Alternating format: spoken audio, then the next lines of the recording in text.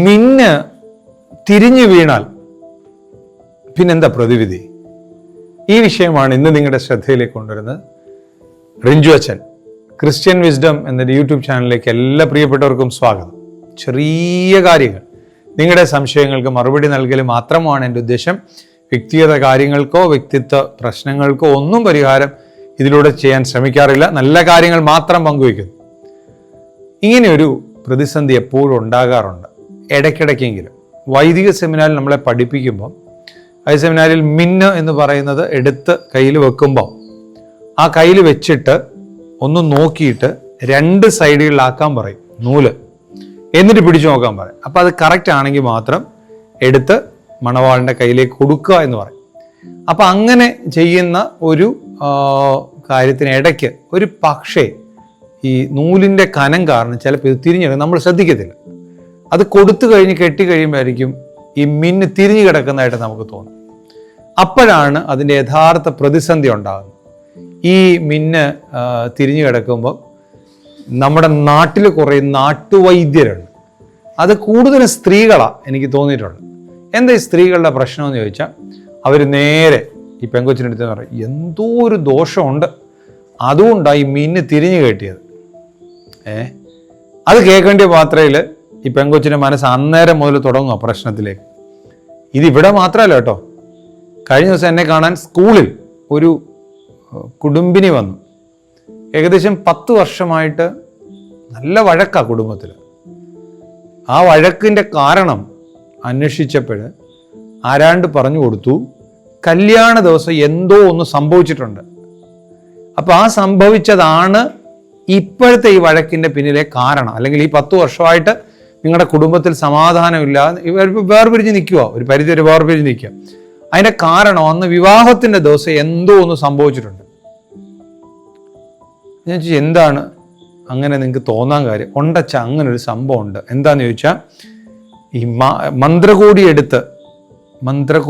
എടുത്ത് തലയിലിട്ടപ്പം അതിൻ്റെ അറ്റം താഴോട്ട് വീണുപോയി.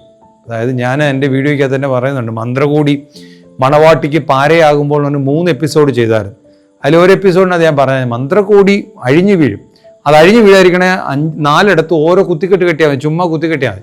അത് കെട്ടാതിരുന്നതിൻ്റെ ഫലമായി ഈ മന്ത്രകോടി താഴേക്ക് വീണു. അന്ന് അത് അഴിഞ്ഞു വീണത് കൊണ്ടാണ് ഈ കുടുംബത്തിൻ്റെ സമാധാനം നഷ്ടപ്പെട്ടത്. എന്നെ കേൾക്കുന്ന ദൈവവിശ്വാസികളെ, ഞാൻ അങ്ങനെ വിളിക്കട്ടെ, ദൈവവിശ്വാസികളെ, മിന്ന് കമന്ന് വീഴുന്നതോ മന്ത്രകോടിയിൽ നിന്ന് ഊരി വീഴുന്നോ ഒന്നും കുടുംബജീവിതത്തിൻ്റെ പ്രതിസന്ധി ആവൂല. അതാക്കാതിരുന്നാൽ മതി. 2 പ്രശ്നങ്ങൾ പറയാം. ഒന്ന്, ഞാൻ ആദ്യം പറഞ്ഞു, കുറെ നാട്ടുവൈദ്യരുണ്ട്. ഒരു ദൈവശാസ്ത്രം അറിയില്ല, ഒരു വിശ്വാസം അറിയില്ല, പഠിക്കാനായിട്ട് ശ്രമിക്കില്ല. എങ്ങാണ്ടെന്ന് കേട്ട ഏതാണ്ട് കാര്യങ്ങൾ അതേപടി കാലഘട്ടം മറന്നിട്ട് ഛർദ്ദിച്ചു വെക്കുന്ന കുറേ പേര്. ആ ഛർദ്ദിച്ചു വയ്ക്കുന്നത് വിശ്വസിക്കുന്ന കുറേ പേരാണ് ഒന്നാമത്തെ ആ പ്രതിസന്ധിക്ക് കാരണമായി തീരുന്നത്. അതൊന്നും നമ്മുടെ ജീവിതത്തിലേക്ക് വരണം. 2, ദൈവബന്ധത്തിൽ ഇങ്ങനെയുള്ള മിന്ന് മന്ത്രകൂടി എന്നതിന് ദൈവബന്ധത്തിൽ ഒരുപാട് സ്ഥാനം കൊടുക്കണ്ട. അതൊരു ദൈവിക പദ്ധതിയുടെ ഭാഗം. അത് വീണു, അതിനെന്നെ കുഴപ്പം? മിന്ന് തിരിഞ്ഞു വീണെന്നെ കുഴപ്പം? ഒരു കുഴപ്പമില്ല. എത്രയോ പേര് സന്തോഷമായിട്ട് ജീവിക്കുന്നു. അവരുടെയൊക്കെ മന്ത്രകൂടി താഴെ വീണിട്ടില്ലേ? മന്ത്രകൂടി താഴെ വീണിട്ടുണ്ടാകാം, മിന്ന് തിരിച്ചു കിട്ടിയിട്ടുണ്ടാകാം. അവർ തീരുമാനിക്കുക ഞങ്ങൾ സന്തോഷമായിട്ട് ജീവിക്കുന്നു എന്ന് തീരുമാനിച്ചാൽ.